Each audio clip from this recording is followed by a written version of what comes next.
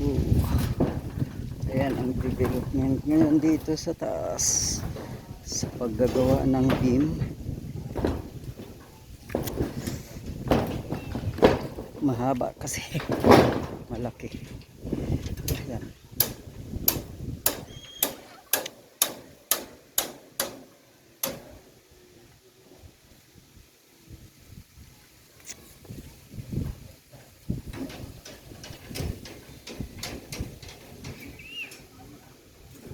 So yung kabila may bubong pa doon. Yon, may bubong pa hanggang doon. Mga ilang days pa yan. Tatapusin muna ang paggagawa ng mga beam dito, bakal. So ito naman yung bagong bubong para dito sa lilipatan namin na pinakang accommodation. So barracks namin. Ayan, ito ang kapaligiran.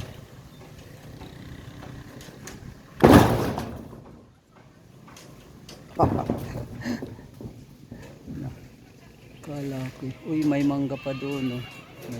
May bunga pa ng mangga. So ito yung bukid. Sayang hindi na mataniman kasi El Nino talaga. Kahit sabihing may bagyo dito ngayon sa Isabela sa Cordon, May 9, May 10, May 8, May 9, 10. Ngayon is signal number 1 pero walang kaulan-ulan. Napakalakas ang araw, napakainit. Kaya walang laman ang irrigation, walang tubig ang irrigation. Kaya imbes na magtatanim na sila, wala nang tubig. Kaya sayang yung pag-prepare, yung mga binhi na tumubo na, at saka yung iba sayang na naararo na yan, malinis na yan, tataniman na lang sana. Kaya lang biglang nawala ng tubig dito sa Cordon Isabela. Yung iba nakapagtanim kasi ginagamit nila yung sa nila, yung tubig nila sa mga fish pond, ginagamitan nila ng water pump. So yun ang update ngayon. May 9, signal number 1 daw pero wala naman, napakalakas ang araw.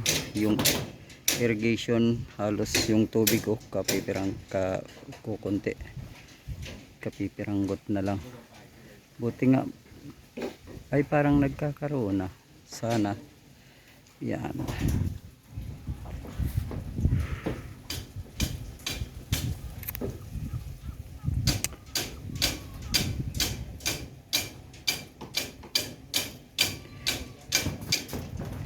Okay, dito lang muna.